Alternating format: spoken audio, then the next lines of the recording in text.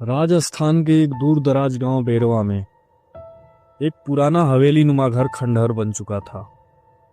लोग कहते थे उस घर की एक लाल रंग की खिड़की कभी बंद नहीं होती और जो उसे बंद करने जाता वो दोबारा लौटकर आता नहीं।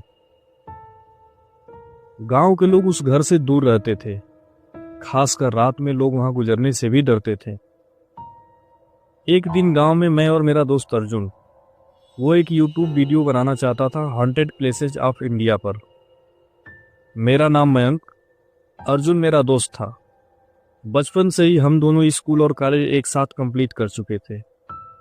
मैं एक सॉफ्टवेयर इंजीनियर था और अर्जुन हमेशा से एक ब्लॉगर बनना चाहता था और यूट्यूब पर व्यूज के लिए वो ट्रेवल किया करता था। वो कहीं भी जाने से पहले मुझसे मिलने जरूर आया करता था।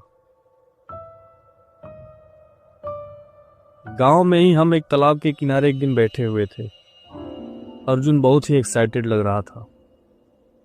मैंने उसे मजाक में ही कह दिया, क्या हुआ, ऐसे लग रहा है जैसे तुम्हारा आखिरी दिन हो यहाँ। तो उसने मुझे मुस्कुराते हुए कहा, हाँ यार, बस यही समझ ले।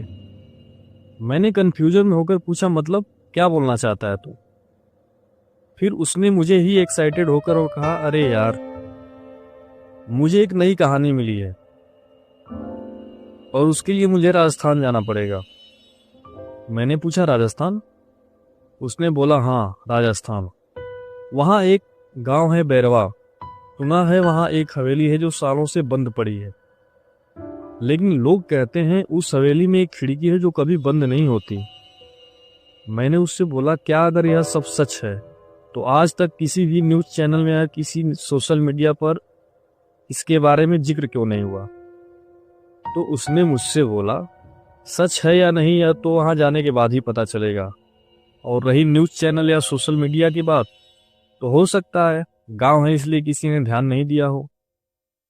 और गांव में तो ये सारी बातें होती रहती हैं, लेकिन सोच, अगर यह सच है तो मेरा चैनल पर कितने व्यूज आएंगे।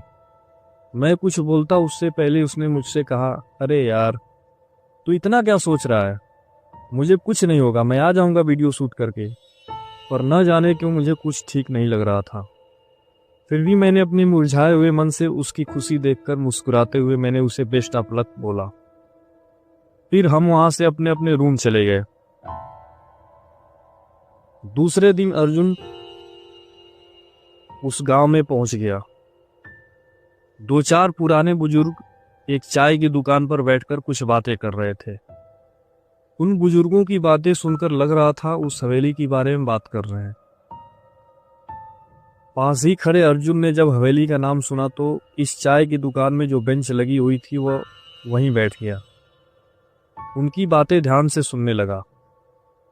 अर्जुन उनके चेहरे और हाव भाव से इतना तो जाग चुका था कि वहां कुछ तो है, क्योंकि हवेली का नाम लेते ही वहां के लोग डरे हुए और सहमे हुए लग रहे थे।